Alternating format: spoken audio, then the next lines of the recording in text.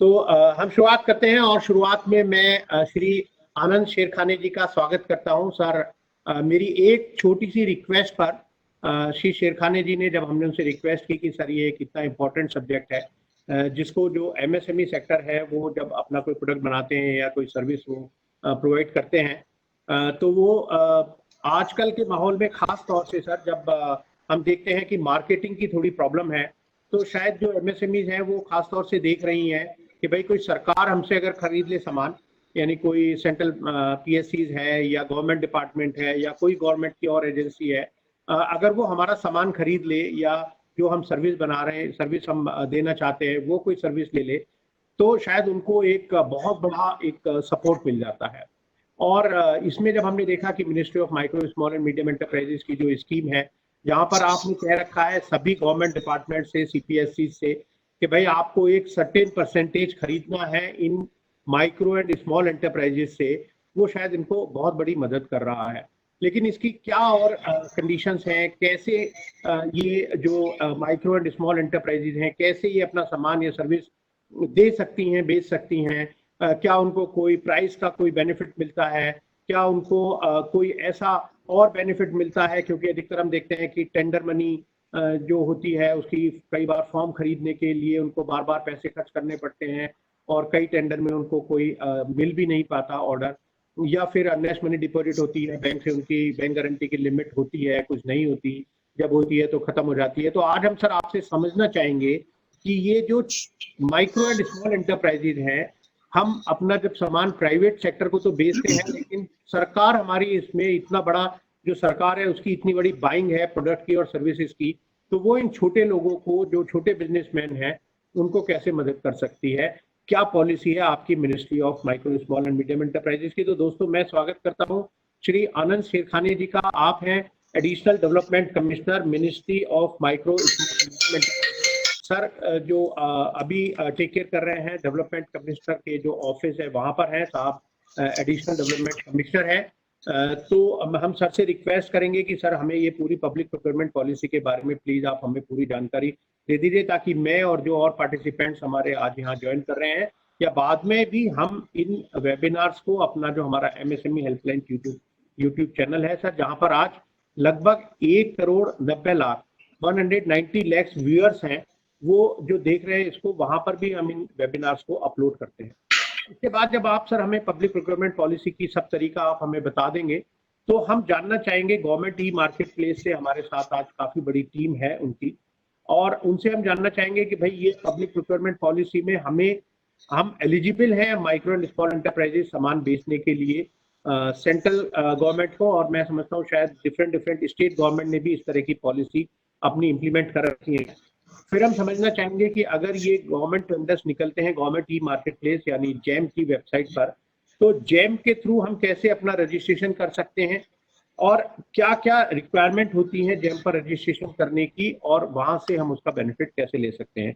आज हमारे साथ जैम की तरफ से श्री ए.के. कामरा जी हैं, जो एडवाइजर हैं। पहले कामरा साहब एसीओ थे जैम के साथ ही। उसके अलावा हमारे साथ आ जाए श्री राजेश जैन जी, आप हैं DCEO government e market place में। फिर हमारे साथ हैं श्री संजय जोजफ जी, आप भी DCO हैं गवर्नमेंट ई मार्केट प्लेस में। मिस डोना सिही जी हैं, वो जैम की ट्रेनिंग मैनेजर हैं। उसके अलावा श्री अखिल जिंदल जी हैं, वो MSP ट्रेनिंग हेड हैं। और मिस्टर सूरज शर्मा जी हैं, जो ट्रेनर हैं और जो अधिकतर ये ट्रेनिंग दिया करते हैं हम लोगों को। तो मैं आप सभी का बहुत बहुत स्वागत करता हूं सर, जैम की पूरी टीम को बहुत बहुत आपका स्वागत है सर। कामरा साहब तो मुझे दिखाई दे रहे हैं सर, नमस्कार। और अगर बाकी जो पैनलिस्ट हैं, एक बार वो भी अगर अपना वीडियो अपना ऑन कर लें तो शायद हम उनको भी देख पाएंगे। तो मैं अब निवेदन करूंगा, ये नीरज गोयल जी कह रहे हैं good evening Gupta ji good evening sir. और मैं चाहता हूं कि आप ज्यादा से ज्यादा जितने भी आप क्वेश्चन पूछना चाहें प्लीज आप पूछिएगा। यहाँ पूरी टीम है आपके हर सवाल का जवाब देने के लिए। तो आज के बाद कोई संशय नहीं रहना चाहिए पब्लिक प्रोक्योरमेंट पॉलिसी या जैम के बारे में जानने के लिए। तो मैं अब स्वागत करूंगा Shri Anand Sherkhane ji, additional development commissioner, ministry of micro small and medium enterprises की। सर आप प्लीज आप हमें एनलाइटन कीजिए इस पब्लिक प्रोक्योरमेंट पॉलिसी के बारे में। सभी को मेरा नमस्कार। तो जैसा कि आप सभी जानते हैं कि भारत सरकार ने 2012 में पब्लिक प्रोक्योरमेंट पॉलिसी 2012 के ऑर्डर का गठन किया था। अब इसके पीछे मंशा ये थी कि जैसा हम सभी जानते हैं कि एमएसएमई जो है वो एक बहुत बड़ा तबका है पूरे इंडस्ट्रियल या मैन्युफैक्चरिंग इकोनॉमी का इंडिया के, जिसमें तकरीबन 6.6 crore and 30 lakh MSME units हैं। अगर इसका कंट्रीब्यूशन हम देखें मैन्युफैक्चरिंग में तो तकरीबन 35% जो है मैन्युफैक्चरिंग का कंट्रीब्यूशन है। एक्सपोर्ट को देखिए तो एक्सपोर्ट भी कम से कम ये कहा जाता है कि 45 से 48% जो है वो कंट्रीब्यूट करता है। अब जब इतना इसका कंट्रीब्यूशन है एग्रीकल्चर सेक्टर के बाद, अगर सर्विसेज और एग्रीकल्चर को अगर इसके साथ हम इसको देखें तो इसका बहुत बड़ा कंट्रीब्यूशन हमारी पूरी इंडियन इकोनॉमी में है। जब इस चीज को महसूस किया गया कि इस तबके को, इस एमएसएमई को सपोर्ट करना एक लाजमी हो जाता है सरकार के दृष्टिकोण से, और चूंकि ये मैक्सिमम जो इसमें एमएसएमईज है वो 99% जो है वो माइक्रो एंड स्मॉल एंटरप्राइजेस है। ये कहिए कि 99% माइक्रो है। तो सपोर्ट इनके लिए बहुत मायने रखता है, क्योंकि बिजनेस में जब आते हैं तो आपको compete करना होता है, और इनिशियल स्टेज पे compete करना बहुत मुश्किल होता है। अगर हम डेथ रेट, मोर्टेलिटी रेट देखते हैं तो मोर्टेलिटी रेट इज ऑलमोस्ट 50%। जो एंटरप्राइज नया खुलता है वो अगले साल 100 खुलते हैं तो 50 बंद हो जाते हैं। तो this is the mortality rate of business, more particularly in the small and micro enterprises.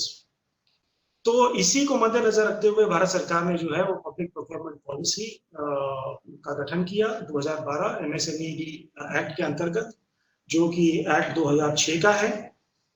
और इसमें मैंडेटरीली ये किया कि 20% जो भी CPSEs and government departments and ministries हैं वो इस माइक्रो और स्मॉल एंटरप्राइजेस से अपनी प्रोक्योरमेंट करेंगे। 2015 में इसका इफेक्टिव इम्प्लीमेंटेशन शुरू हुआ, और उसके बाद जो है 2018 में इसको अमेंड किया गया और इसको बढ़ाकर 20% से 25% कर दिया गया।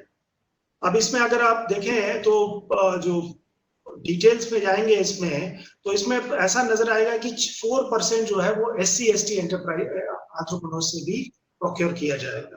उसी तरीके से 3% जो है वो विमेन एंटरप्रेन्योर से भी प्रोक्योर किया जाएगा। तो इस तरीके से कुल मिलाकर 25% एमएसएमई को एमएसएमई के द्वारा प्रोक्योर किया जाना इस पॉलिसी के अंतर्गत तय किया गया। अब इसमें बेनिफिट्स क्या है?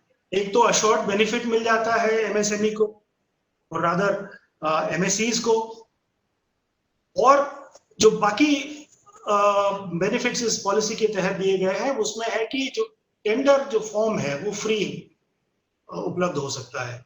मान लीजिए किसी एक सीपीएसईज के अंदर टेंडर फी जो है 10,000 है, तो एमएसएमई को वो पे करने की जरूरत नहीं है, उसको वो फ्री मिल जाएगा। उसी तरीके से अर्नेस्ट मनी जो डिपॉजिट नॉर्मली लिया जाता है अलॉन्ग विद द टेंडर, अब वो वेरी करता है 2% से 10% ऑफ द टेंडर वैल्यू। तो इस केस में जो है एमएसईज को ईएमडी देने की जरूरत नहीं है, कंप्लीटली एग्जेम्प्ट है वो। सो जो उसके पास जो कैपिटल है, जो उसके पास वर्किंग कैपिटल है वो एज इट इज कम है। अगर वो कैपिटल भी उस टेंडर फी के बतौर जमा हो जाता है, ईएमडी के बतौर जमा हो जाता है, तो इसके पास वर्किंग कैपिटल जो है बहुत ही कम हो जाता है। तो वो एक अच्छी परिस्थिति नहीं है, क्योंकि ये वैसे ही जूझ रहे होते हैं अपने लाइफ से, अपने बिजनेस को चलाने में। तो एग्जेम्पशन फ्रॉम ईएमडी है। दूसरा, सबसे बड़ा जो एडवांटेज है, चूंकि ये छोटे और माइक्रो एंटरप्राइजेस हैं, इन्हें नहीं पता होता है कि प्राइसिंग स्ट्रैटेजी कैसी होती है बड़ी कंपनीज की, या जो मंझे हुए स्मॉल एंड मीडियम एंटरप्राइजेस हैं उनकी स्ट्रैटेजी, प्राइसिंग स्ट्रैटेजी उनके पता नहीं होती। तो वो बड़ा ही जो कोट करने का तरीका है उन्हें, वो साइंटिफिक नहीं होता है। तो मेरे ख्याल से कई बार ऐसा होता है कि वो ओवर कोट कर जाते हैं, जहां 100 रुपए कोट करना होता है वो 115 कोट कर चुके होते हैं या 120 कर चुके होते हैं। चूंकि उनके पास कोई साइंटिफिक मेथोडोलॉजी नहीं है जैसे कि और लोगों के पास है, तो ये सुविधा दी गई है कि अगर किसी भी माइक्रो और स्मॉल एंटरप्राइजेस ने L1 जो सबसे लोवेस्ट टेंडरर है उसके मुकाबले अगर प्लस 15% भी इसने ज्यादा कर दिया है, मान लीजिए किसी ने 100 रुपया किया है और इसने 115 कर दिया और ये मैच करने को तैयार है L1 के साथ, तो इसको ये सुविधा दी जाएगी, इसको टेंडर में शामिल कर लिया जाएगा अगर ये कंडीशंस मान लेता है, और इसको 20% या 25% जो है वो ऑर्डर वैल्यू का चला जाएगा उस टेंडर में से। तो ये सबसे बड़ी इंपॉर्टेंट जो 3 बेनिफिट्स हैं एक माइक्रो और स्मॉल एंटरप्राइजेस को, इसके द्वारा प्राप्त होते हैं। और आप देखेंगे इसमें कम से कम 358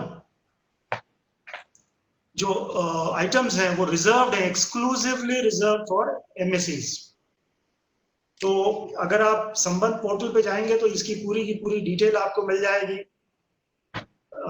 पब्लिक प्रोक्योरमेंट पॉलिसी जैसे नोटिफाई की गई है उसके बारे में पूरा का पूरा डिटेल आपको वहां मिल जाएगा। उसके साथ जो FAQs हैं, जितने भी फ्रीक्वेंटली आस्क्ड क्वेश्चंस हैं, जो भी आपके मन में दुविधाएं हैं, उस दुविधाओं को दूर करना है तो वो FAQs आप एक बार पढ़ लीजिए। ये सब का सब हमारे DCMSME के वेबसाइट पे भी है और संबंध पोर्टल पे भी आपको नजर आ जाएगा। अब इसको समय समय पे मॉनिटर किया जाता है कि ये पब्लिक प्रोक्योरमेंट पॉलिसी जितने भी CPSEs हैं, जितने भी गवर्नमेंट बॉडीज हैं, डिपार्टमेंट्स हैं, वो इसको फॉलो कर रहे हैं कि नहीं कर रहे हैं। आंकड़े हमें ये दिखाते हैं कि जो आंकड़ा है 25% का, वो एक्सीड कर जाता है, यानी कि MSME से प्रोक्योरमेंट ऑलवेज मोर देन 25%। अब इसमें दूसरी जो प्रॉब्लम सबसे हमें आ रही है वो SC और ST एंटरप्राइजेस की, एंटरप्रेन्योर्स की आ रही है। उनका जो टारगेट है, most of the CPSEs and government bodies are unable to meet, जो कि हमारे लिए एक चैलेंज है। तो मेरी आप लोगों से गुजारिश होगी, अगर आपके कोई मित्र हैं जो कि SC ST को बिलोंग करते हैं या वुमेन एंटरप्रेन्योर्स हैं, जिनको कि आपकी किसी भी प्रकार की मदद, चाहे वो बिजनेस से रिलेटेड मदद हो, चाहे वो टेंडर फिल करने की मदद हो, या information with respect to the tender itself. कई बार हो सकता है कि SC ST जो छोटे से लोग हैं उन्हें पता नहीं है, वुमेन है, उनके पास इंफॉर्मेशन नहीं पहुंच रही है। अगर आपको पता चल गया है कि कोई एक फला CPSE कुछ प्रोक्योर कर रहा है और उसमें 4% जो है वो SC ST से लेना है और 3% वुमेन से लेना है, तो ये बेनिफिट अगर ये बेनिफिट आपके मार्फत दिया जा सकता है। आप डायरेक्ट कहीं इन्वॉल्व नहीं होंगे, आप सिर्फ ये बताएंगे कि HPCL का कॉन्ट्रैक्ट आया हुआ है, टेंडर आया हुआ है, कृपया आप इसमें शामिल हो जाइए। तो इस प्रकार की मदद आप अपने लेवल से कर सकते हैं। हमारी तरफ से हम कोशिश करते हैं कि इसको रेगुलरली मॉनिटर करें। हमने एक संबंध पोर्टल बनाया है। संबंध पोर्टल के द्वारा हम CPSEs को इंफॉर्मेशन उसमें फीड करने के लिए बोलते हैं उस पोर्टल पे कि वो क्या प्रोक्योर करना चाहते हैं, कितने करोड़ का प्रोक्योर करना चाहते हैं, और पूरे आइटम्स को वो इनलिस्ट करें उस पोर्टल पे। तो उससे ये होता है कि सभी MSCs को ये पता चल जाता है कि कौन सा CPSE या कौन सा गवर्नमेंट डिपार्टमेंट क्या प्रोक्योर कर रहा है, और उस तरीके से वो अपनी स्ट्रेटेजी बना सकता है।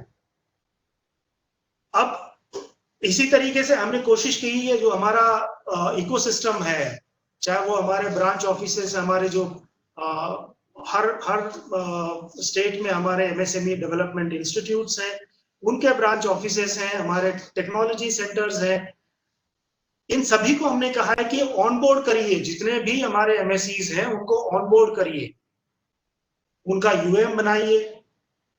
आपको तो मालूम है यूएम क्या है, इट्स उद्योग आधार मेमोरेंडम।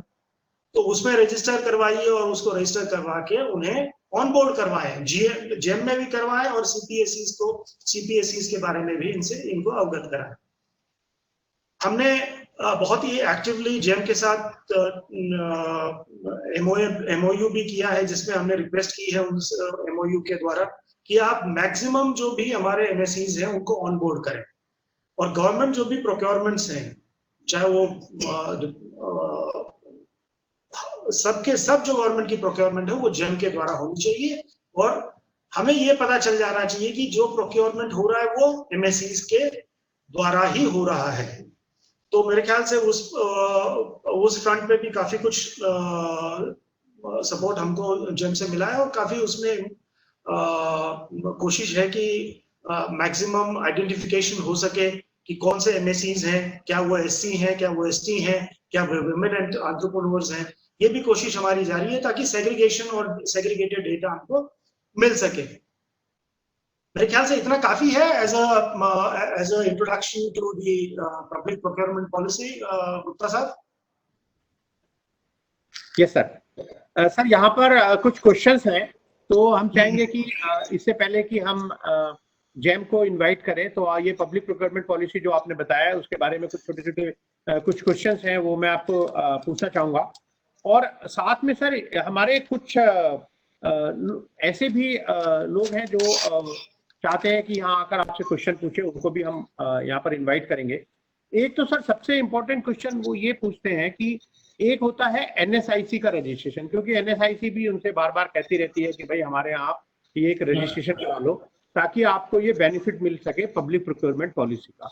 तो जानना चाहते हैं, वो कंफ्यूज है, वो कहते हैं कि भाई एनएसआईसी का registration It's not at all necessary. Not required. उद्यम आधार मेमोरेंडम इज सफिशिएंट। पहले की तरह जो पहले एक प्रोसेस हुआ करता था वो अभी जरूरत नहीं है। एनएसआईसी का registration is not at all mandatory, so let there be a clarity on this. Aadhaar Udyog Aadhaar memorandum is sufficient enough for a person to be enrolled for either on GeM और अंडर सीपीएससी's प्रोक्योरमेंट स्कीम। तो sir वो पूछना चाहते हैं कि ये अगर एनएसआईसी का रजिस्ट्रेशन यहाँ पर एप्लीकेबल या जरूरत उसकी नहीं है, तो फिर एनएसआईसी का रजिस्ट्रेशन, क्योंकि वो भी आपकी मिनिस्ट्री के अंतर्गत आती है एनएसआईसी, तो जानना चाहते हैं कि भाई फिर एनएसआईसी का रजिस्ट्रेशन कराने का कोई हमें फायदा है या नहीं। हाँ, और अगर नहीं है तो वो क्यों हमसे कहते हैं कि भाई आप हमारे यहाँ पर रजिस्ट्रेशन करा लीजिए। मेरे हिसाब से अगर पब्लिक प्रोक्योरमेंट पॉलिसी की अगर स्ट्रिक्ट सेंस में हम बात करें तो एनएसआईसी के रजिस्ट्रेशन की मुझे जरूरत नहीं है। तो फिर सर एनएसआईसी के रजिस्ट्रेशन का कोई और फायदा सर होता है क्या? और दूसरी स्कीम में होता है वो, और कोई दूसरी स्कीम में होगा। मैं मेरे ख्याल से I will not touch upon that aspect here. Okay. I think the concern can take up with NSIC ki what exactly the benefits that they give out of the registration with NSIC. I think that would be more appropriate rather than I making a confusion and contradictory statements here. I think taking up with NSIC would be more appropriate. नहीं बिल्कुल ठीक कह रहे हैं। तो पर आपकी तरफ से सर ये बिल्कुल क्लियर है कि अगर पब्लिक प्रोक्योरमेंट का किसी को फायदा लेना है माइक्रो एंड स्मॉल एंटरप्राइजेस को, और जैसा आपने बताया कि ये केवल माइक्रो एंड स्मॉल एंटरप्राइजेस के लिए है, मीडियम एंटरप्राइजेस के लिए ये शायद ये पब्लिक प्रोक्योरमेंट पॉलिसी एप्लीकेबल नहीं है, तो इसके लिए केवल उद्योग आधार मेमोरेंडम जो है वो ही रजिस्ट्रेशन कराना काफी है और किसी रजिस्ट्रेशन की जरूरत यहाँ नहीं है। बिल्कुल सही। सर एक और क्वेश्चन है कि जो आपने बताया कि ये ईएमडी का एग्जम्पशन मिलता है अर्नेस्ट मनी डिपॉजिट का, या टेंडर डॉक्यूमेंट की जो फीस है वो नहीं ली जाती, पर ऐसे बहुत सारे एग्जाम्पल्स हैं और बहुत सारे हमारे जो चैम्बर के मेंबर हैं उन्होंने कई बार हमें भेजा भी है, मेल से भी भेजा है, हमें पर्सनल डॉक्यूमेंट भी हमारे तक पहुंचाए हैं, जहां पर हम देखते हैं कि बहुत सारे ऐसे गवर्नमेंट डिपार्टमेंट या सीपीएससी हैं जो ये एग्जम्पशन का जो क्लॉज है वो इसमें अपने टेंडर में उनके लिखा नहीं होता, और जब उनसे पता किया जाता है तब वहां से कोई क्लैरिटी नहीं मिलती, और फिर इन माइक्रो स्मॉल एंटरप्राइजेस को लगता है कि हम इसी अगर झगड़े में पड़े रहेंगे तो ये टेंडर की डेट भी निकल जाएगी, तो वो जो एग्जेम्पशन है वो उनको नहीं मिल रही। तो इसके लिए सर कोई आपकी मिनिस्ट्री की तरफ से कोई इन डिपार्टमेंट्स को, सीपीएससी को कोई स्ट्रिक्ट कोई ऐसी इंस्ट्रक्शन है कि वो ना मांगे ये इंस्ट्रक्शन पब्लिक प्रोक्योरमेंट के जितने भी जो मैंडेट्स हैं वो सीपीएसईज को एवरी नाउ एंड देन हम बताते हैं, और ऐसे ही हमारे पास भी कंप्लेंट्स आती हैं और इन कंप्लेंट्स को हम टेकअप करते हैं। और हमने बाकायदा एक ग्रीवेंस सेल हमने डीसीएमएसएमई ऑफिस में बनाया है, और उसके अंतर्गत इन सभी चीजों को लिया जाता है और कंसर्न्ड सीपीएसईज को इमीडिएटली कहलवाया जाता है कि what you are doing is not appropriate, kindly read the provisions under the public procurement order. तो मतलब सर अगर कोई ऐसा हमारे पास या हमारे किसी एमएससी के पास अगर ऐसी कोई ऐसा इंस्टेंस होता है या जहां उनको लगता है कि भाई इस टेंडर में तो ये जो एग्जेम्पशन है जो पब्लिक प्रोक्योरमेंट पॉलिसी है उसमें वो एग्जेम्पशन नहीं उसमें कोट की हुई है टेंडर में, या जब पूछते हैं तो कोई क्लैरिफिकेशन, तो वो कहाँ पर अप्रोच करें सर? जो ग्रीवेंसेस सेल आपने बताया, देखिए जैसे ही टेंडर निकलता है तो उसमें कांटेक्ट पर्सन दिया होता है उन्होंने, राइट जी, तो उसी व्यक्ति को उस डिवीजन को उसी व्यक्ति को कांटेक्ट कर लें और ये पब्लिक प्रोक्योरमेंट पॉलिसी की प्रति उन्हें बता दी जाएगी और उनको वेबसाइट लिंक भेज दिया जाए कि kindly go on MSME portal and see की पब्लिक प्रोक्योरमेंट पॉलिसी की प्रोविजंस क्या है and you comply by the provisions therein. नहीं वो तो सर उनको तो पहले से ही पता होगा, लेकिन अगर वो नहीं मानते नहीं सुनते तो फिर उसके बाद में आपके मिनिस्ट्री को कैसे कांटेक्ट कर सकते हैं?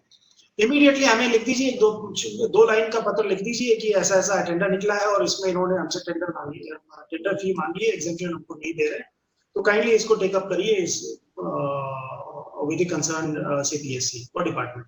तो शेरखानी साहब क्या हम ये एक एश्योरेंस मान सकते हैं कि अगर ऐसी कोई जो नॉन कंप्लायंस है किसी भी डिपार्टमेंट या सीपीएससी या मिनिस्ट्री द्वारा, अगर आपको इन्फॉर्म किया जाएगा तो तुरंत आप उस पर एक्शन लेकर और तुरंत आप बिल्कुल राइट इमीडिएटली। तो सर कोई ऐसा कोई पोर्टल एक ऐसा कोई है जहां अभी और एक पोर्टल है जो चैंपियंस पोर्टल हमने अभी शुरुआत की है अभी जी, तो इमीडिएटली अगर ऐसा कोई इश्यू आता है किसी भी संदर्भ में, सिर्फ पब्लिक प्रोक्योरमेंट पॉलिसी का नहीं, किसी भी और मसले को लेके आता है तो वो इमीडिएटली अपना कंप्लेंट, अपना ग्रीवेंस, अपना या फिर जो भी उनके पास सजेशन है वो पब्लिक चैंपियंस पोर्टल पे जाके ये तुरंत दाखिल कर दो, तो उसको इमीडिएटली अगले दिन या विद इन 3 days इसको सॉर्ट आउट कर दिया जाएगा।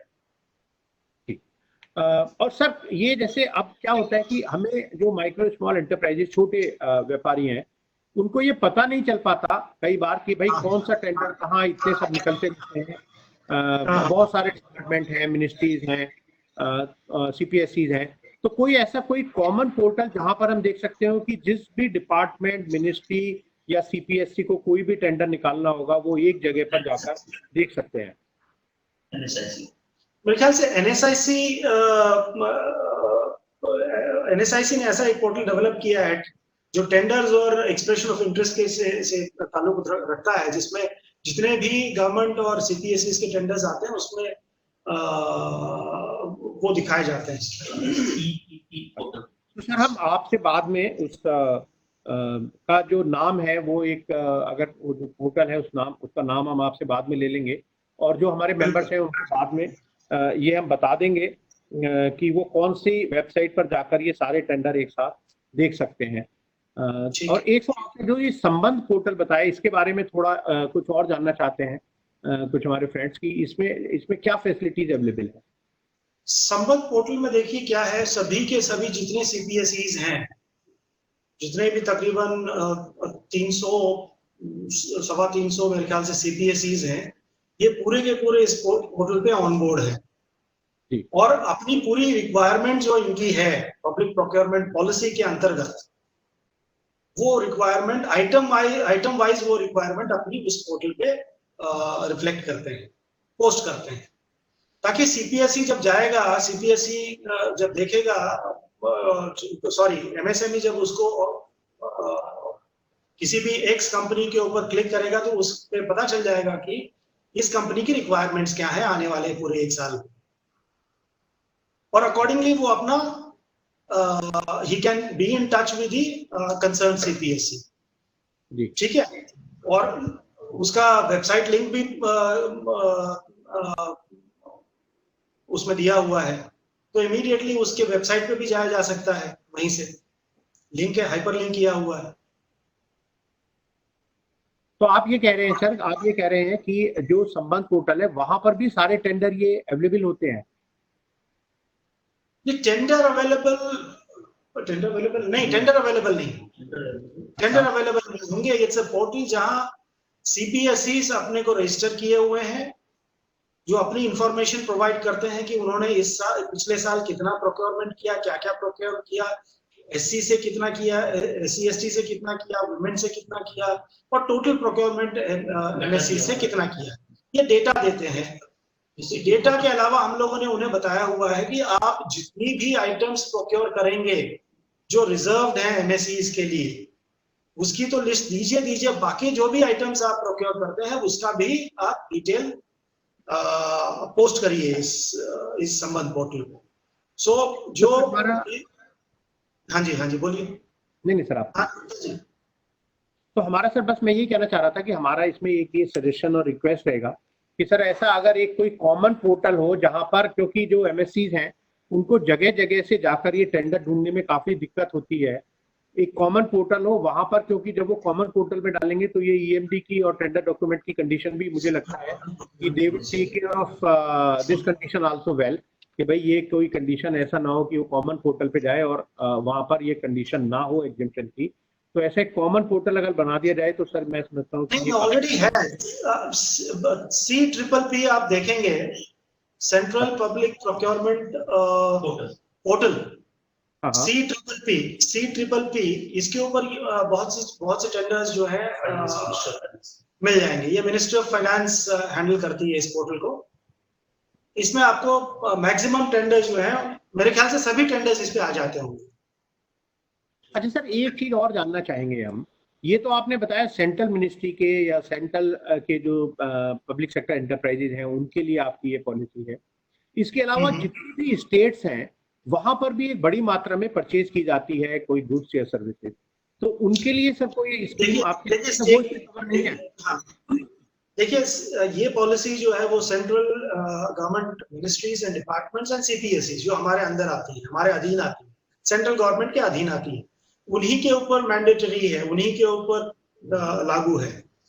स्टेट गवर्नमेंट अब इंडिपेंडेंट है, उनकी अपनी पब्लिक प्रोक्योरमेंट पॉलिसी हो सकती है, कुछ स्टेट्स की है, कुछ की नहीं है, लेकिन ये पॉलिसी उनके ऊपर मैंडेटरी नहीं कर सकते हैं जी।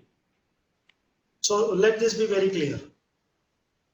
तो आप कह रहे हैं कि ये जो बाइंग, ये जो कंपलसरी परचेजेज है अंडर पब्लिक प्रोक्योरमेंट पॉलिसी, ये आप केवल जो सेंट्रल गवर्नमेंट के जो डिपार्टमेंट्स हैं, मिनिस्ट्रीज हैं या सीपीएससीज हैं उन्हीं के लिए एप्लीकेबल है, लेकिन जो बहुत बड़ी मात्रा में जो स्टेट गवर्नमेंट के डिपार्टमेंट हैं या स्टेट पीएसयूज हैं उन पर ये एप्लीकेबल नहीं है?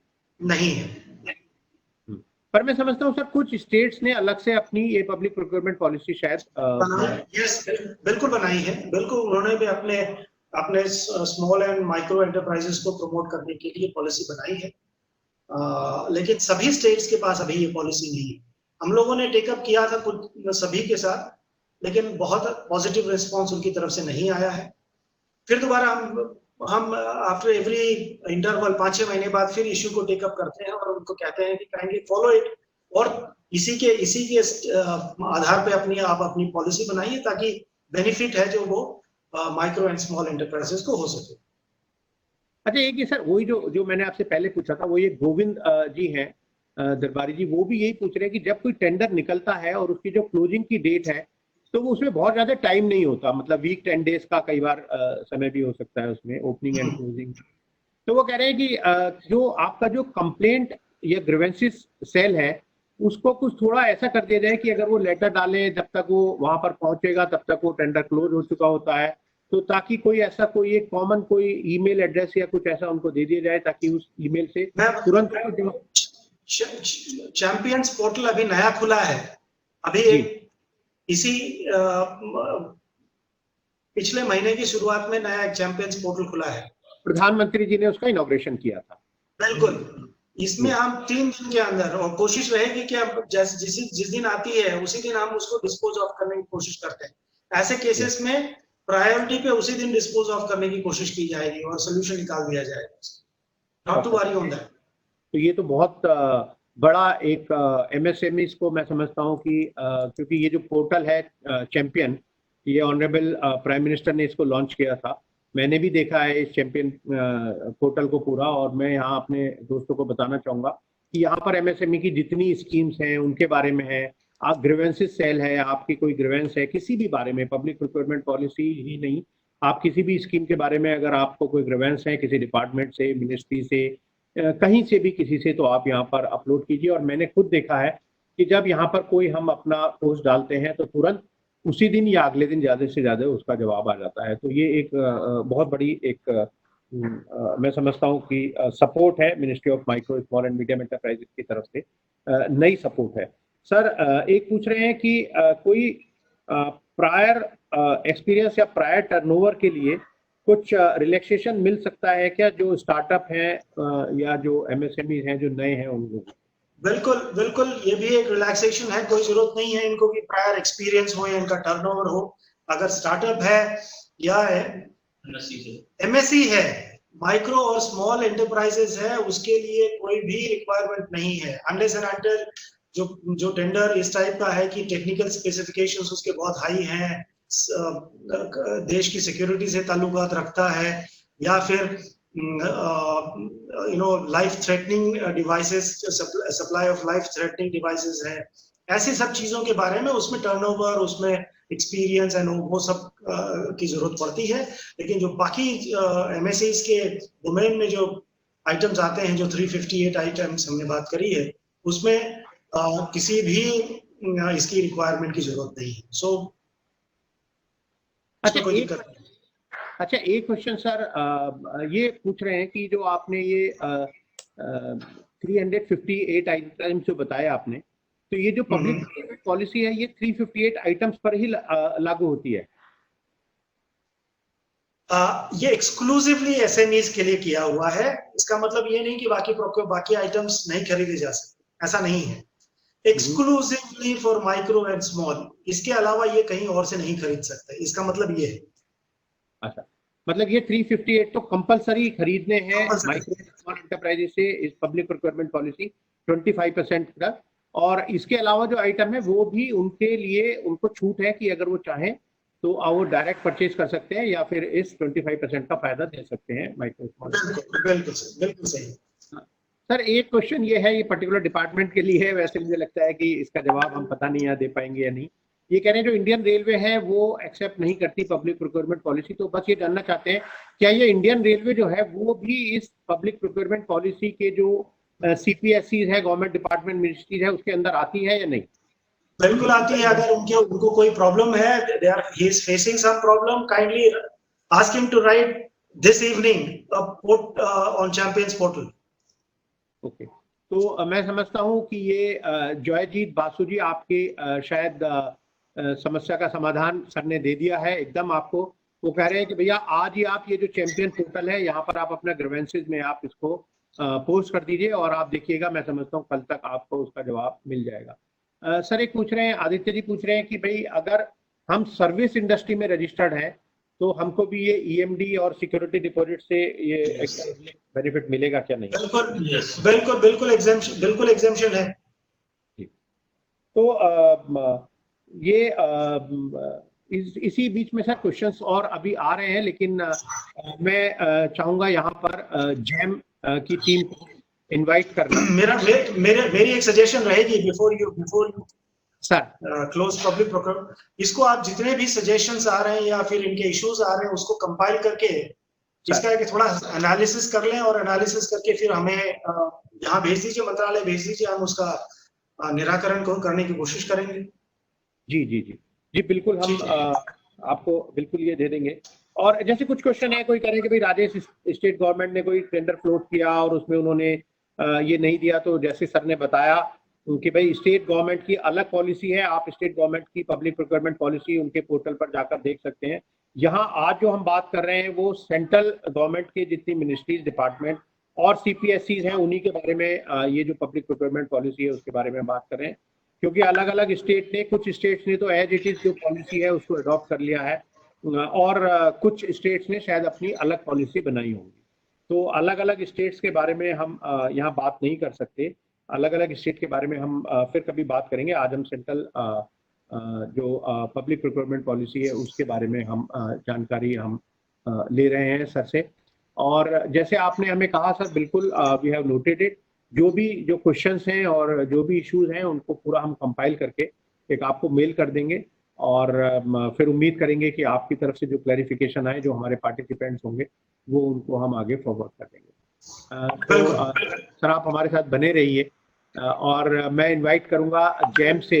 सबसे पहले तो मैं आपको कंग्रेचुलेट करूंगा इस वेबिनार को ऑर्गेनाइज करने के लिए, क्योंकि मैं आपका स्वागत करूंगा और आपसे बात करके जितना मजा आता है, पर्सनली मैं आपको बताऊं सर, आपसे कभी भी कोई भी क्वेश्चन हमें पूछना हो तो हम बात कर लेते हैं आपसे, राजेश जी से या जैम की पूरी टीम से, इवन आपके जो सीईओ हैं तल्लीन जी, उनसे भी मैं कभी भी जब भी मुझे जरूरत होती है मैं उनसे पूछता रहता हूँ कि और आपको कोई टेंशन नहीं होती, उसी समय आप दिन रात 24 घंटे, मैं तो कहूंगा कि आप हमेशा हमारे लिए तैयार रहते हैं, हमें सभी के लिए। जरूर कामरा साहब बहुत बहुत स्वागत है आपका का आज के इस वेबिनार में। और हम आज समझना चाहेंगे सर, जो पब्लिक प्रोक्योरमेंट पॉलिसी मैं समझता हूँ पूरी शायद जैम के थ्रू, जो मेरी समझ है वो जैम के थ्रू ही सब ये जो गवर्नमेंट टेंडर्स हैं, क्योंकि गवर्नमेंट ही मार्केट प्लेस है।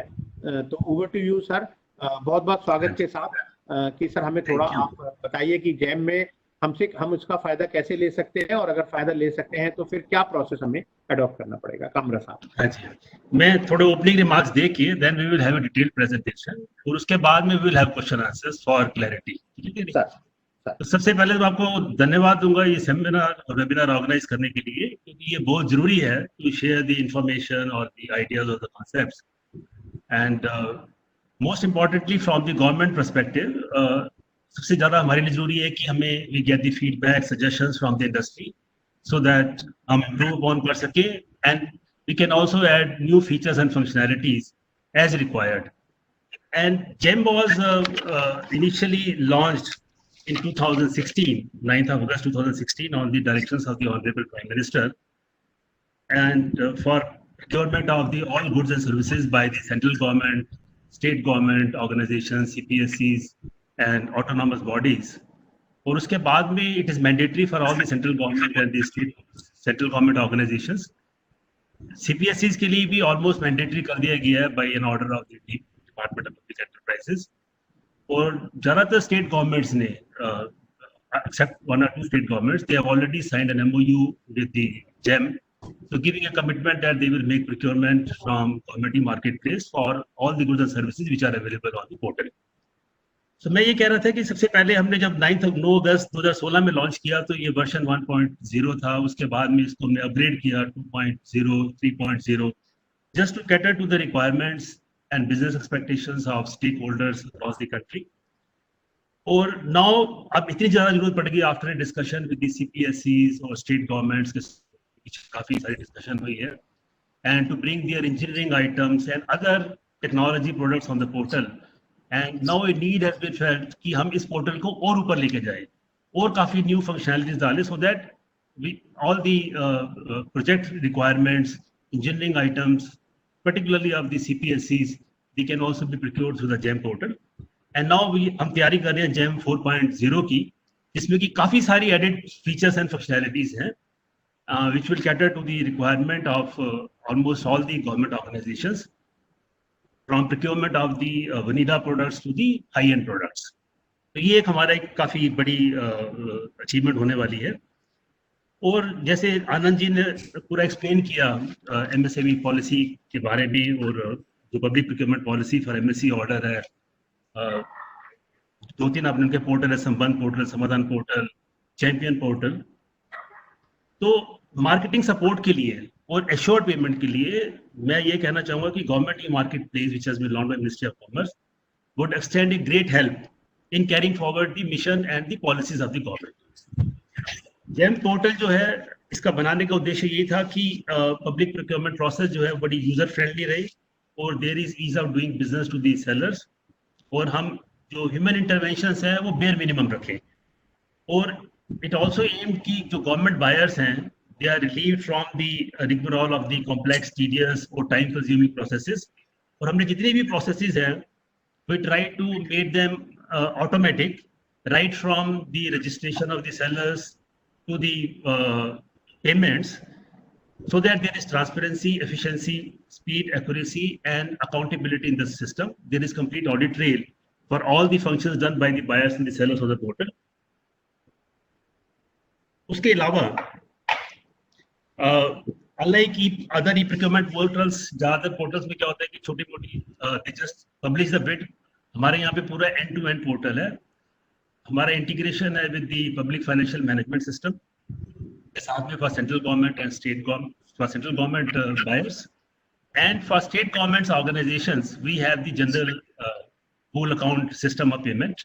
अभी हमने मिनिस्ट्री ऑफ फाइनेंस को काफी डिस्कशन के बाद में हमने एक नया ऑर्डर भी इशू किया 23 जनवरी 2020 का, जिसमें कि the payments will be very easy for the sellers which is normally a pain in all the government organizations. So GEM is a truly open platform which is accessible to all the sellers and the buyers, and we want that more and more sellers, including the MSC sellers, self-help groups, artisans and the weavers, they register on the portal and straight away transact on the portal. The registration process on the portal is very simple. I think one can get the registration done within half an hour or 1 hour. And the process of bidding and वो भी काफी simple है, product upload भी process simple है, और हमने dashboards सारे sellers buyers को प्रोवाइड किए हुए हैं। They can see the status of everything including their bids, their contracts which have been placed, the position regarding the different bids, their payments, उनका CRAC जनरेट हुआ नहीं हुआ। So all the activities are available on the portal. We have also the incident management module available where you can raise the incident against the buyer if he's not making the payment. Also, the buyer can raise an incident against the seller. So that is also available on the dashboard, and we have assigned various type of the penalties which are imposed if there is a deviation on the GEM terms and conditions. इसके अलावा जो policy implementation के लिए MSME की जो public procurement policy implementation के लिए हमने कुछ ATC additional terms and condition clauses बना दिए, standardised clauses which can be picked by the central government buyers and they will automatically be pushed in the bid. और MSC filter available है site, हमारी site पे make in India का filter भी available है। They can select those filters and buy the goods from MSC exclusive sellers जहाँ पे direct buying और L1 बाइंग होती है। It will be explained in the detailed presentation how it happens on the values and all that. और इसके अलावा जो सबसे बड़ा जो इशू है कि जो ह्यूमन इंटरवेंशन जो नॉर्मली होती है पब्लिक प्रोक्योरमेंट के अंदर, that is minimum. Role of intermediaries is almost zero on the portal, and therefore it results in the corruption-free governance, which is the motto of the government. So GEM fully supports the government flagship programs of Make in India as well as the purchase preference to MSC policy and all these government guidelines which are being issued from time to time. The biggest advantage by transacting on the GEM portal is the timely payments. जैसे मैं बता रहा था कि 23 जनवरी को हमने एक नया ऑर्डर इशू किया which is going to be implemented very soon on the portal. पहले क्या होता था कि जो पेमेंट है हमारे GEM पोर्टल पे ये कि जब भी सामान मिल जाए कंसाइनी को, उसको 10 दिन के अंदर कंसाइनी रिसीट का एक्सेप्टेंस सर्टिफिकेट इशू करना है, उसके 10 दिन के बाद पेमेंट करना है। तो total payment cycle is 20 days. अब से फॉर एग्जांपल की कंसाइनी रिसीट का एक्सेप्टेंस सर्टिफिकेट ना इशू करें, उसकी पेमेंट तो ट्रिगर नहीं हो गई। इसके लिए मिनिस्ट्री ऑफ फाइनेंस ने एक पूरी गाइडलाइंस इशू करी है। उसमें यह है कि अगर 10 दिन में अगर कंसाइनी CRAC नहीं इशू करता तो it will B auto generated from the system after the seller puts the input feedback, say for example कब उसने माल डिस्पैच किया, कब ट्रांसपोर्टर रिसीट उसके पास आ गई, तो वो उसको अपलोड कर देगा and he will also fill the date of receipt of the goods by the consignee. उसके बाद में अगर consignee suppose CRAC नहीं issue करता तो 10 दिन के अंदर अंदर system will auto generate the CRAC. पहले PRC जनरेट करेगा प्रोविजनल रिसीट, उसके बाद में CRAC ऑटोमेटिक जनरेट कर देगा. अब CRAC इशू हो गई, then alerts and triggers will be given to the buyers, या पेमेंट करो 10 दिन के अंदर अंदर.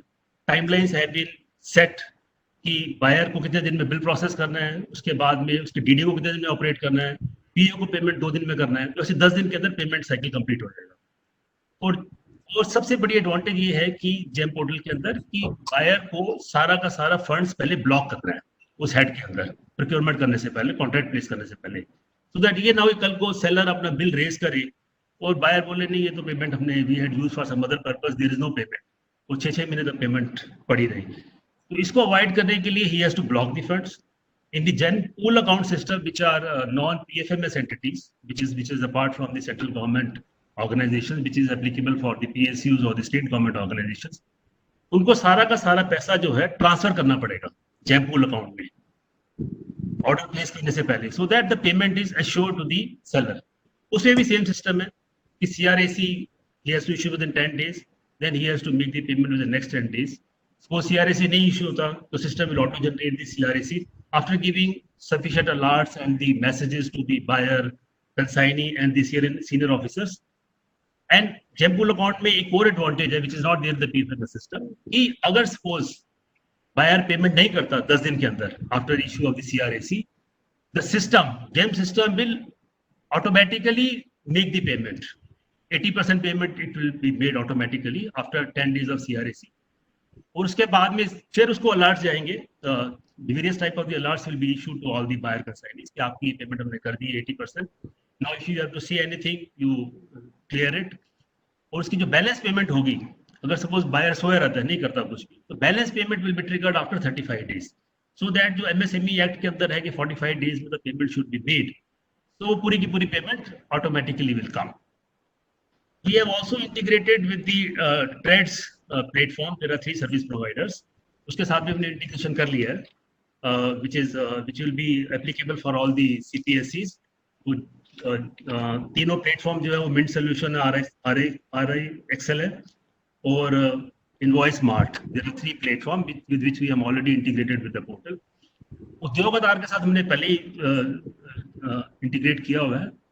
और जेम में ये है कि जो भी लोग उद्योग आधार के साथ रजिस्टर्ड हैं, buyer will examine their registration certificate for the specific product or service category. If they are registered with the Udyog Aadhaar, so they will get the EMD exemption and they will also get all the benefits for the MSC policy के हिसाब से जो भी उनको purchase preference policy है. In case they are not registered with the Udyog Aadhaar, so all those policies will not be implemented. और NSIs के साथ है तो ठीक है. अगर traders और agents है, say for example, if they want to participate on behalf of some other OEM, then that purchase preference policy is not applicable to them. They will have to give EMD and that purchase preference policy will not be applicable. So, in शब्दों के साथ मेरा ख्याल है we can have a detailed presentation and then we can have the question answers. Thank you. Kamra साहब बहुत बहुत धन्यवाद. और आपने जो बातें कही हैं, ये तो मुझे ऐसा लग रहा है कि ये तो मतलब जागते हुए कोई सपना हमारा पूरा हो गया है, क्योंकि ये जो होगा तो ये जो आपने चीज जो हमें बताई, ये जो CRAC का जो डीम्ड एक्सेप्टेंस वाली बात बताई आपने, या जो 80% पेमेंट है वो 10 दिन के अंदर फिर पेमेंट करने का आफ्टर एक्सेप्टेंस, ये सर इम्प्लीमेंट ऑलरेडी हो चुकी है या होनी है अभी? नहीं होना है. Maybe another 15-20 days or 1 month's time it will be implemented. The CRAC and PRAC will be implemented by 1st of July and then auto payments will also be implemented in a month's time maximum. Sir मैं तो ये कहूंगा कि मतलब मुझे तो ऐसा लग रहा है सर, कोई अतिशयोक्ति नहीं होगी अगर ये कहना कि मुझे तो ऐसा लग रहा है कि भगवान सामने आ गए हैं और जो मांगा था उन्होंने कहा कि भाई तथास्तु. सच में sir. Just a small clarification. These will be applicable in respect of contracts which are placed on 1st of July on or after 1st of July. But चलिए फिर भी सर मैं समझता हूँ सबसे बड़ी जो समस्या है वो MSME की वो यही है कि उनका जो मटेरियल जब सप्लाई हो जाता है या कोई सर्विस दे देते हैं, तो अधिकतर एमएसएमई जब हमसे बात करते हैं वो यही कहते हैं कि साहब हमारा तो एक्सेप्टेंस ही नहीं होता। जबकि ministry of micro small enterprises का जो एक्ट है, MSMED act, micro small and medium enterprise development act 2006, उसमें ये बड़ा क्लियर प्रोविजन है डीम्ड एक्सेप्टेंस का। वहां भी ये कहते हैं कि अगर आपका कोई इंस्पेक्शन करना है आप कर लीजिए, और 15 दिन में अगर आप ये एक्सेप्ट नहीं करते तो it will be treated as deemed acceptance. लेकिन वो शायद जो प्रोविजन है वो पूरी तरह से, या तो जो एमएसएमई है वो उसके बारे में पूरी तरह से अवेयर नहीं है या थे, और या वो पूरी तरह से इम्प्लीमेंट नहीं हो पा रहा था। लेकिन मैं समझता हूँ कि अगर ये अब जैम के थ्रू अगर ये पॉसिबल हो जाए कि 10 दिन में आपको जो देखना है भाई क्वालिटी ऑफ गुड्स वगैरह जो आपको देखनी है, मुझे लगता है कि 10 दिन का समय शायद इसीलिए दिया जाता है। 10 दिन में आपको जो इंस्पेक्शन करना है, जो क्वालिटी चेक करनी है कर लीजिए, और 10 दिन के बाद उसको फिर डीम्ड एक्सेप्टेंस माना जाएगा। और सर आपने एक जो बात बताई हमें ब्लॉकिंग ऑफ फंड्स की, उसमें मैं देखता हूँ मुझे अभी पिछले दिनों बहुत सारे ऐसे मेरे एमएसएमई फ्रेंड मिले जहां पर उन्होंने टेंडर दिखाया, उसमें एक कंडीशन थी बैक टू बैक पेमेंट की। तो उन्होंने कहा कि हम ये आपसे सामान तो खरीद रहे हैं, लेकिन आपका पेमेंट तब करेंगे जब ये पैसा हमें हमारे बायर से मिल जाएगा। तो अब अगर आप ये ब्लॉकिंग ऑफ फंड्स करेंगे तो ये क्या बैक टू बैक पेमेंट वाली स्थिति भी अब खत्म हो जाएगी? या बिल्कुल। ब्लॉकिंग ऑफ फंड्स में ये है कि आपको पहले ही पैसा बैंक के अंदर डालना है जी। जो भी पैसा आपका कॉन्ट्रैक्ट आप प्लेस कर रहे हो, उतना पैसा पीएफएमएस में पहले ब्लॉक कर लीजिए, या आपने जीपीए अकाउंट खोला तो उतना पैसा उसमें ट्रांसफर कर दीजिए पहले ही। तो बैक टू बैक वाला कोई इशू नहीं, that you have the money with you before placing the order. This concept actually. तो मिनिस्ट्री ऑफ फाइनेंस में काफी डिस्कशन हुआ। After all it is a 12-page poem which was finally issued by ministry of finance. And जितने भी मुद्दे आ रहे थे, जितनी कंप्लेंट्स आ रही थी कि सीआरएसी नहीं इशू होता, हमारा पेमेंट नहीं इशू होता, we are getting so many mails, so we apprise the Department of Expenditure. They in turn are also getting many complaints because AS and FAs have also been provided the dashboards. All the secretaries have been provided dashboard wherein they can see the every status of the contracts, including the payments, whether timely payments have been made or not. Chief secretaries को भी dashboard दिए गए हैं। तो उन्होंने भी S and FS की meeting में ये पाया गया कि पेमेंट्स नॉर्मली थोड़ी डिले चल रही हैं। तो अल्टीमेटली इट वाज डिसाइडेड कि the seller should not be the sufferer for the payments, and so many policies have already been implemented to make timely payments. So let us issue a consolidated guidelines कि the payments है वो time से हो सके। तो ये sir मैंने देखा बहुत सारे टेंडर में, मैंने खुद देखा कि ऐसा उनमें कंडीशन वो डालते हैं कि बैक टू बैक पेमेंट, और ये बेचारे जो एमएससीज हैं वो उस टाइम जब ऑर्डर लेने के लिए वो एंग्जाइटी उनको रहती है, तो उनको लगता है कि चलो ठीक है इनका पेमेंट तो आ ही जाएगा, कोई ऐसी बात नहीं। लेकिन वो कई साल तक उनका पेमेंट नहीं आता, उनका आपस में झगड़ा हो गया, अगर उस बायर का और उसके जो बायर है उनका आपस में कोई डिस्प्यूट हो जाता है, उनका पेमेंट नहीं आता और ये फंस जाता है बेचारा। एक्चुअली जो सीपीएससीज हैं which are not cash rich, so they supply goods to the other buyers or do the projects for others, so they may be putting such clause कि back to back payment करेंगे। The cash rich CPSCs, we had a discussion with 25 CPSCs. उन्होंने ये बोला कि हम 30 दिन के अंदर मैक्सिमम पेमेंट कर देते हैं, जैसे Indian Oil, ONGC, IOCL, but there are certain company which are not cash rich, they are loss making, तो उनको खुद ही पैसा मार्केट से उठाना पड़ता है, या कोई प्रोजेक्ट एग्जीक्यूट कर रहे हैं तो उनका पेमेंट आता है, then they make back to back payment. तो इस टाइप की वो क्लॉज लगाते होंगे, सो दैट दिस ठीक है, उनका भी कहना ठीक है, the seller should be aware of their intentions कि जब पेमेंट आएगा तभी हम पेमेंट करेंगे। और ये सर आपने एक और खास बात आपने कहा यहाँ पर कि जो ट्रेड्स प्लेटफॉर्म है उनसे भी आप इसका इंटीग्रेशन कर रहे हैं, क्योंकि वो एक बड़ा बहुत ही एक इम्पोर्टेंट रोल प्ले कर सकता था ट्रेड, जो शायद अभी तीनों जो सर्विस प्रोवाइडर है वो उतना इफेक्टिव नहीं हो पा रहा, क्योंकि एक तो जितनी जो मुझे अभी शायद हमने रिक्वेस्ट की है सरकार से कि ये जो 500 करोड़ की लिमिट है, वैसे तो अभी 500 करोड़ के ही सभी नहीं रजिस्टर हो पाए, और रिक्वेस्ट की है कि ये जो 500 करोड़ की लिमिट है इसको कुछ 250 करोड़ पर अगर कर दी जाए तो शायद एमएससी को ज्यादा फायदा हो सकेगा। मैं समझता हूँ कि शायद इसके बारे में सरकार काफी सीरियसली शायद जो हमारा सजेशन है उस पर विचार भी कर रही है, और साथ में अगर ये जो कंडीशन, और ट्रेड्स में भी सर यही प्रॉब्लम होती है। मेरी भी अभी डिस्कशन हो रहा था आपके सीईओ तल्लीन कुमार साहब से, तो तब भी वो यही जानना चाह रहे थे कि भाई ये ट्रेड्स की क्या प्रॉब्लम है। तो मेरा कहना यही था कि उसमें होता यही है सर कि ये जो लार्ज कॉर्पोरेट हैं या जो सीपीएससीज हैं वो बिल एक्सेप्ट ही नहीं करते, और जब तक वो एक्सेप्ट नहीं करेंगे Yes. तब तक वो कोई भी फाइनेंसर आके उसमें कोई इन्वेस्टमेंट नहीं करेगा. That is a precondition. They have to accept the bill. तो ये, लेकिन मैं समझता हूँ कि शुरू में तो ट्रेड्स, तो क्योंकि सर ट्रेड्स में तो जो प्राइवेट कंपनीज हैं वो भी उनको भी कंपलसरी है 500 करोड़ तक की जो टर्नओवर है उससे ज्यादा Yes, वाली बिल्कुल. पर ये मुझे पता नहीं कि ये जो अभी आप जो कंपलसरी ये जो डीम्ड आप एक्सेप्टेंस की बात कर रहे हैं सीआरएसी की, Yes, उनके ऊपर भी एप्लीकेबल होगा या ये खाली सरकार की जो कंपनीज है उनके ऊपर ही एप्लीकेबल होगा? ये कॉर्पोरेट तो नहीं है, बेसिकली जो सरकार की सीपीएससीज हैं और एनी गवर्नमेंट बायर सबके लिए एप्लीकेबल होगा ये. अच्छा, ये जो एक हमारा तो जो डीम्ड एक्सेप्टेंस वाला जो है that will be applicable for entire government, whether it is state government, central government, सीपीएससीज, autonomous bodies whosoever are transacting through the GeM portal. Sir ये Mr. Gupta, may I just intervene for 2 minutes? Is that we can have the questions after Later on, yeah. brief presentation made, because I think there are attendees waiting to have the presentation. Okay. So कौन देंगे presentation, सूरज जी या? Suraj, are you ready with it? Yes, sir, please assign the role as presenter. Suraj, I think there is a time constraint, so maybe you can just briefen up your presentation a bit. Suraj ji, got Sure. it? Yeah.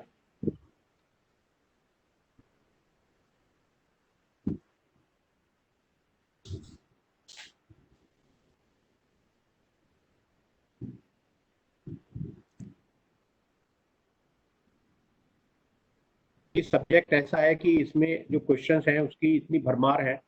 मेरे पास personal questions मेरे WhatsApp के ऊपर, मेरे Telegram group पर, मेरे personal, मतलब यहाँ तो इसलिए शायद हम क्वेश्चंस में ज्यादा ही लग गए. बट आपकी बात Public बिल्कुल सही है, पहले हम एक प्रेजेंटेशन ले लेते हैं, फिर उसके बाद Yes, question yes. जी सूरज जी स्वागत है आपका बहुत बहुत. और Thank you, sir. आप हमेशा तैयार रहते हैं जब भी हम आपसे कुछ सीखना चाहते हैं तो हमें सिखाने के लिए. तो सूरज जी स्वागत है आपका बहुत बहुत इस आज के वेबिनार में, और प्लीज आप थोड़ा हमें बताइए, कुछ हमारा ज्ञान बताइए. Right. Good evening, everyone. So I will start with my presentation. It will have a small of the introduction part on GeM, and then what are the benefits for MSMEs on GeM, how we have implemented the various policies of MSME on GeM. And lastly, I will tell you how to register, what are the requirements for registration, and how to take part in tenders. So this will be the presentation. So as you all know, GeM is launched on August 2016. It has been almost 4 years now, and we are an efficient portal. We aim for complete transparency, inclusiveness in public procurement, and bidding, reverse auction, and direct purchase. These are the three methods. This you can see how GeM is established footprints across India. We have 32 states which are using GeM as one of the method of procurement. They have signed an MOU with us. You can see the industry associations as well as banks on the right hand side which have an MOU with GeM. Current numbers right now, as of today, we have achieved 55,048 crores, and we have around 40 lakhs orders, around 18 lakh products, 3.95 lakh sellers, and 45,000 primary buyers. So these are the numbers for today. Three main things we have as it is a very efficient portal. So it is a very time saving, efficient, faster method of procurement, and there is a single common website for purchasing of goods and services.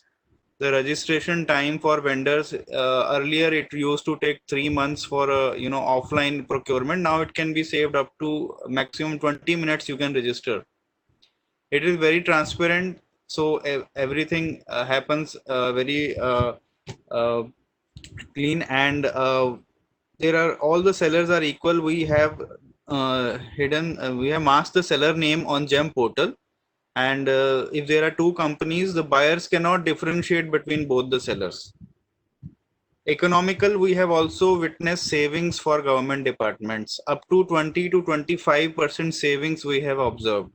So if any one department is purchasing, suppose 1 crore in 1 year, the next year he comes on GeM, and when he makes a purchase, so we have analyzed data that they have saved up to 20% of the government budget.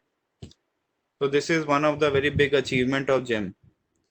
Some common advantages, if I like to highlight, is you can have a direct access to all government departments. So if you are in Delhi, you upload a product in Delhi, which can be visible to all state governments and all CPSCs and central government also. So if any buyer is in Tamil Nadu, he can view your product.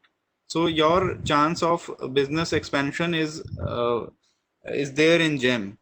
So dynamic pricing we have, you can update your pricing, you can increase the price every 10 days and you can decrease the price anytime as per the market conditions. We have a very strong vendor rating system also. It is a performance driven. So we give star ratings to all the vendors.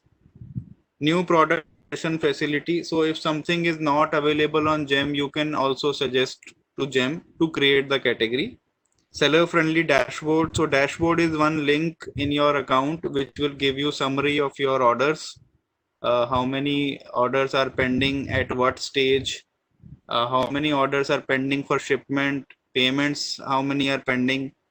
So everything you can view from dashboard. News and event section, you can see the latest updates about GeM, and new on GeM also shows new categories created. So we constantly create products and services. So these are the 4 methods. Direct purchase, buyers will use direct purchase for items less than 25,000. For L1 purchase, they will the budget is from 25,000 to 5 lakhs, and more than 5 lakhs they have to go to bidding and reverse auction. So more than 5 lakhs, it is compulsory for government buyer to go for bidding on GeM. And the last method is intent of buying, PAC. So PAC stands for proprietary article certificate.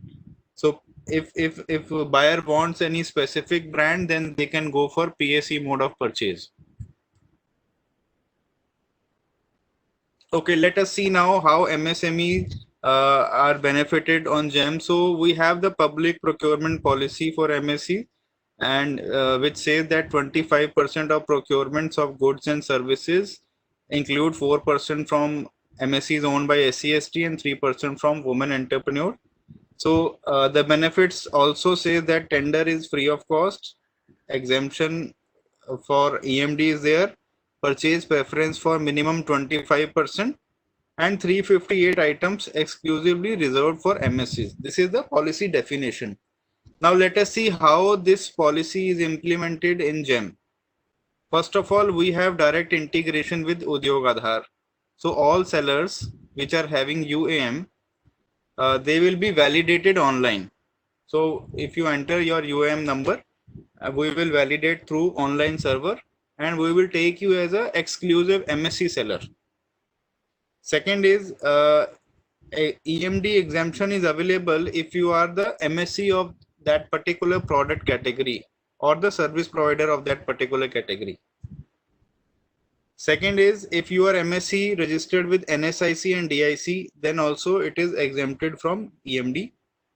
Then there are 2 options given to buyer, that you can exempt the MSEs from turnover and experience criteria. So this buyer can choose this option. They can exempt MSEs for turnover and experience criteria.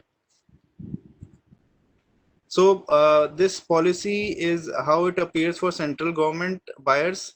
So we have this purchase price preference also. So if L1 is a non-MSC vendor and there is an MSC seller also which has quoted within L1 plus 15%. Now the portal will give the certain number of quantities to that MSC seller also, provided he will match the L1 price.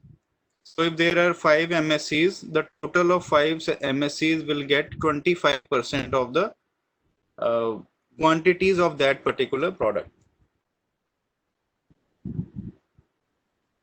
And the condition for this policy is that their Udyog Aadhaar should be validated online, and the product should be product category should be that only which the buyer has placed the bid for. You have to upload the relevant documents on GeM, like your MSc certificate, so that buyer can verify that you are a genuine MSc. Traders are excluded from this policy. So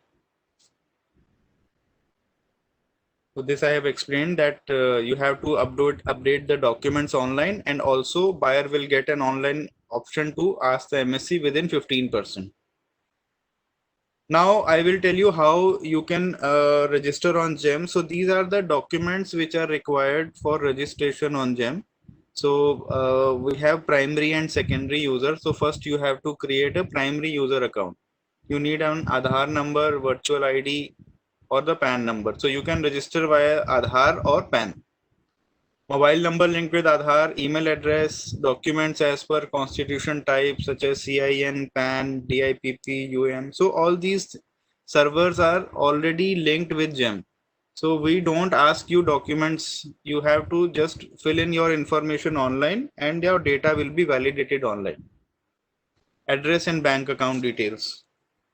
So registration should be done by authorized person only. So if you are a private limited company, then it should be done by your directors or any ITR authorized signatory. Then you can create secondary seller accounts within your account. So if you are a big company, then you can create small secondary accounts which are role based. If you are MSc and if you are startup also, you will have UAM and DIPP numbers. So you can edit that and we will take you as exclusive MSc sellers.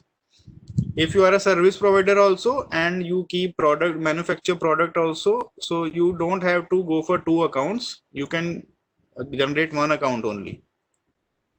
Let us see how we can register in GeM via Aadhaar. So there are 2 methods, via PAN or via Aadhaar. So this is the website gem.gov.in. Please note down if you are new to GeM, gem.gov.in. This is the only website for registration. You can register it online. The methods are very easy and simple to understand. Go on the top right hand side for sign up for sellers. Some terms and condition first of all. Then this page will open. We will ask you what is your constitution type. If you are a proprietor, partnership, private limited, trust, or a central government as a buyer. So as a seller. So you can select this name of the company and then registration type. So either you can register by Aadhaar or you can register by PAN. So if you register by Aadhaar, enter your Aadhaar number of the authorized person, the director of the firm, or owner in case of proprietor, partner in case of partnership. Enter Aadhaar number, it will be verified by OTP. Then again email address will be verified by OTP, and the last step is your username and password. So username you can keep it as per your company name also.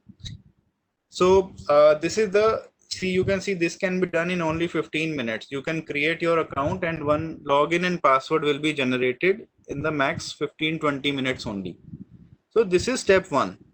So step 2 is your profile updation, wherein you can update your profile. You can tell your Udyog Aadhaar number, you can tell your bank account, you can tell your address. So all these things takes part in your profile updation. So for values up to 25,000, the orders are called as direct orders, direct purchase orders, which can come to you directly.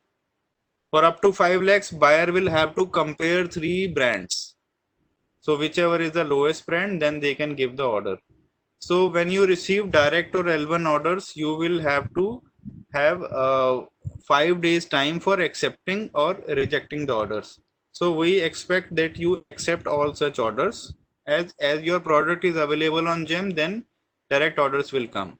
If you do not accept, if you decline the order, it will affect your rating also and your performance on GEM. So once you have uploaded one product, then you can take part in bids. So I saw a question also that you are unable, someone was asking that you are unable to view tenders after registration. So the main point is you should have at least one product published on GEM. Then only you can see the tenders for that particular category. So once you publish your product, you will see the screen like this. You can go to that specific category. You can search by the product name and you can see this screen.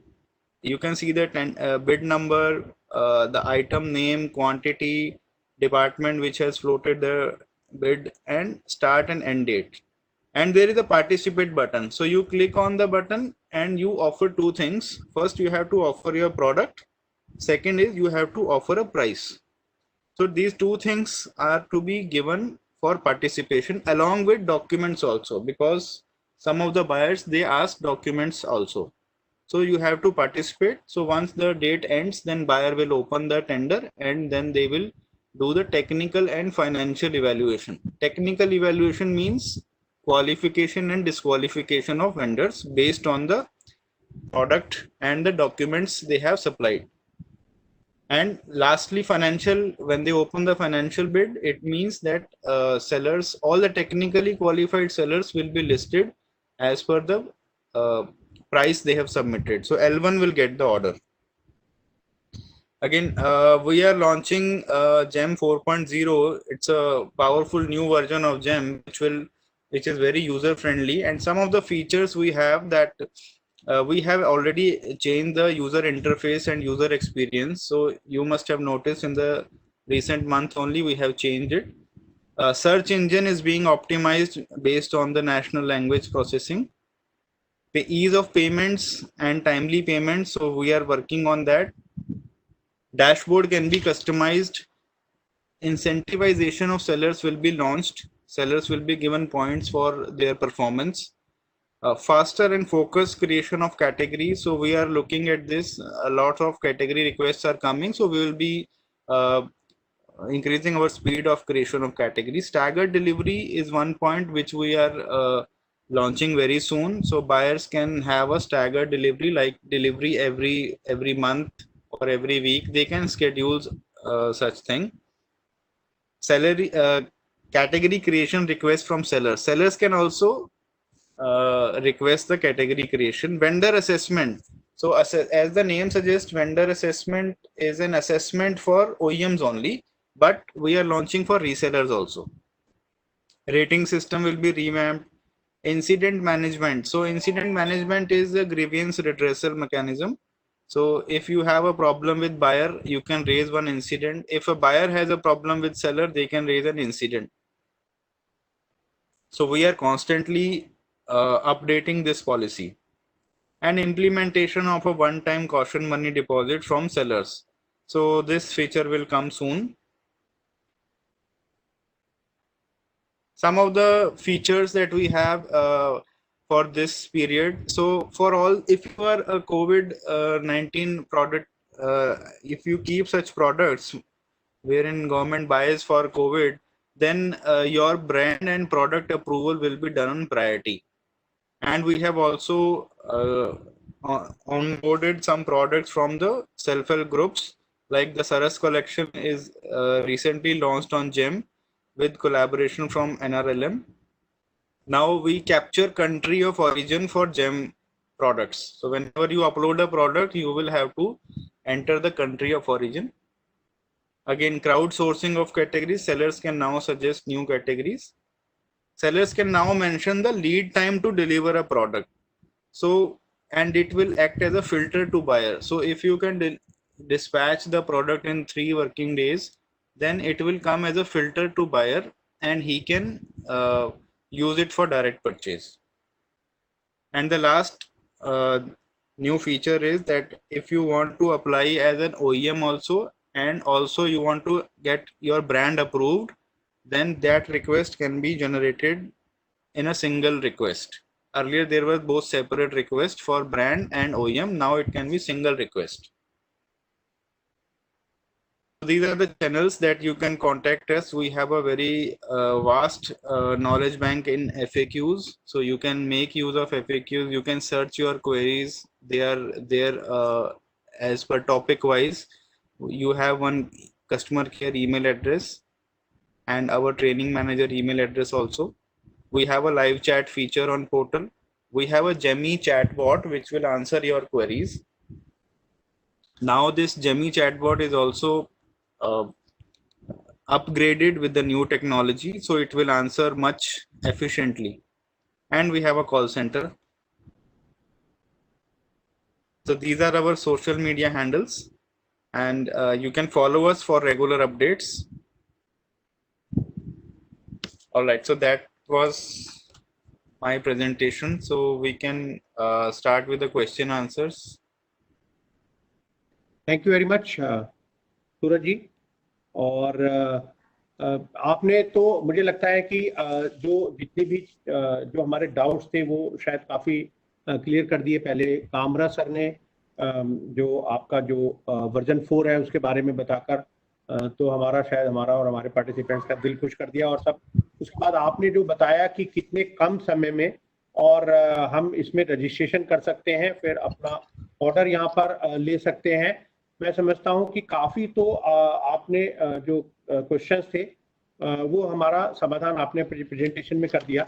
एक question ये है sir कि जो आपने बताया कि जो L1 plus 15% की बात है, तो ये जो L1 प्लस 15% में अगर उस 15% में सपोज 20-25 जो MSCs हैं वो आ जाती हैं, तो उनको जो ऑर्डर है वो कैसे मिलेगा? उनको उनकी टर्नओवर के प्रोपोर्शन पे मिलेगा या उनके रेट्स के हिसाब से मिलेगा या कोई और तरीका होगा कि उनको जो ये ऑर्डर है उनमें कैसे बांटा जाएगा? कामरा साहब, आप जवाब देना चाहेंगे? हाँ जी सर, एक्चुअली MSC पॉलिसी में जो लिखा हुआ है that has to be done as per their capacity equal distribution. But इसमें प्रॉब्लम ये है कि somebody has fixed 25% quantity to be placed on MSC, अब उसमें 10 लोग आगे से फॉर एग्जाम्पल 15% ब्रांड के अंदर, अब सबको 2-3% ऑर्डर बांटो तो it is not good. So what we have advised MSCB ministries that like in Make in India policy, the first chance should be given to the lowest in that particular band. And if he agrees, then that 25% order should go to him if he has full capacity. Then we should go to L2 or L3 or L4. क्योंकि 1-2% का कोई order लेगा तो nobody will accept it also. अब 100 की quantity उसको बोलो कि आप एक पीस ले लो, it will not be economically viable for him also. तो हमने एडवाइस किया 2-3 फोरम में भी हम एडवाइस कि आप ऐसे करके कर लो इस पॉलिसी को change. Let's see what happens. But अभी यही है कि there will be an equal distribution among all the sellers who are in the L1 plus 15% band. Sir actually इसमें थोड़ा सा ऐड करना चाहूंगा।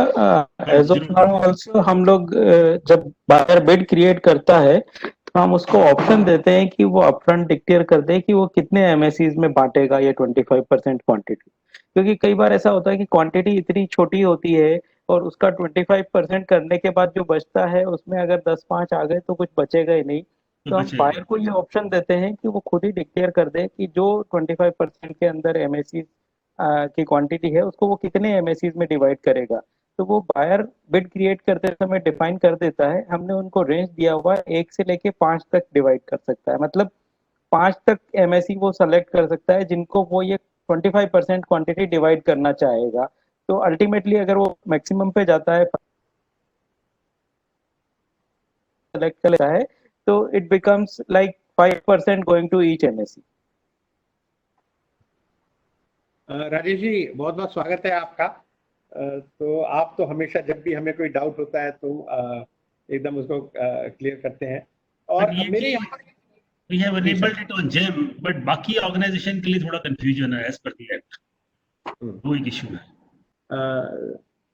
सर एक इस बीच में एक और सर ये बात आती है कि कुछ प्रोडक्ट ऐसे होते हैं जो अभी इस पर आपके पोर्टल पर अवेलेबल नहीं है, तो उनको अगर हम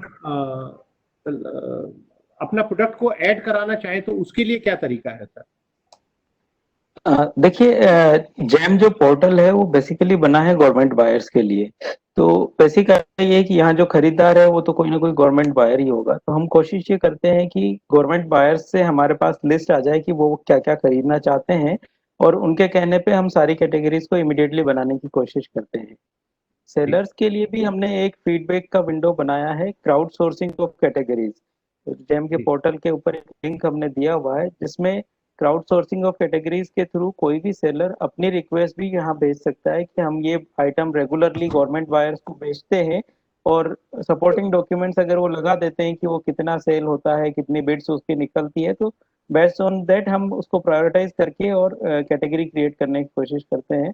यहाँ पर मेन कंस्ट्रेंट कैपेसिटी का आ जाता है, क्योंकि कैटेगरी क्रिएट करना इतना सिंपल प्रोसेस नहीं होता, उसमें काफ़ी ह्यूमन एफर्ट्स की जरूरत पड़ती है, टेक्निकल नॉलेज की पड़ती है। तो इसलिए उसमें प्रायोरिटी करने का एक प्रोसेस बना हुआ है जिसमें बेसिकली प्रायोरिटी ज़्यादा मिलती है उन आइटम्स को जिनको बायर्स ज़्यादा प्रेस कर रहे होते हैं, बायर्स का रिक्वायरमेंट को ज़्यादा प्रोजेक्ट हो रहा होता है कि हमें अर्जेंटली इस आइटम को प्रोक्योर करना है जेम के थ्रू।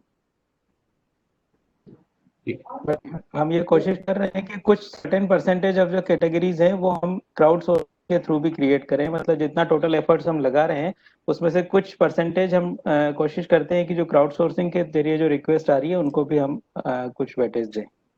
So crowdsourcing में they also have to give the information what is the total GMV of this item, और उसके और कौन से sellers competition में है। It is should not be a very single OEM item. तो सारी डिटेल्स के बेसिस पे it is analyzed. तो मैं सर बस अब समय भी हो गया है, और जैसे कि हमारी हमेशा की परंपरा रहती है कि समय पर शुरू करना और समय पर अपने कार्यक्रम को फिर समाप्त कर देना। और मैं आज बहुत बहुत धन्यवाद देना चाहूँगा श्री आनंद शेरखाने जी को, जो एडिशनल डेवलपमेंट कमिश्नर हैं ministry of micro small and medium enterprises में, और जेम की पूरी टीम को, कामरा साहब आपको, राजेश जैन जी को, संजय जोजफ जी, डूना सेली जी, अखिल जिंदल और सूरज शर्मा जी को। और साथ में मैं धन्यवाद देना चाहूँगा जो हमारे पार्टिसिपेंट्स हैं आज, आप आए यहाँ पर हमारे साथ, और मैं समझता हूँ कि आपका और मेरा तो ज्ञानवर्धन हुआ ही है, लेकिन आपने जो सवाल पूछे हैं उनसे कुछ हमारा ज्ञानवर्धन भी यहाँ पर जरूर हुआ है। तो ये हम इसका बहुत जल्द जो ये लिंक है इसको हम अपने MSME यूट्यूब चैनल का जो है उस पर हम अपलोड कर देंगे, आप वहाँ पर जाकर भी इसको देख सकते हैं। और हाथ जोड़कर मेरा बहुत बहुत धन्यवाद आप सभी पैनलिस्ट को कि जिस तरह से आप यहाँ पर आए, आपने हमारे सभी जो पार्टिसिपेंट्स हैं और मुझे ये पूरी नॉलेज दी, और साथ में जो भी हमने क्वेश्चन पूछा उनका बिल्कुल एकदम सरलता से जवाब दिया। तो मैं बहुत बहुत धन्यवाद देना चाहता हूँ सर आपका। धन्यवाद sir. Okay. Thank you. Thank you Rajesh ji, thank you very much. Okay, thank you.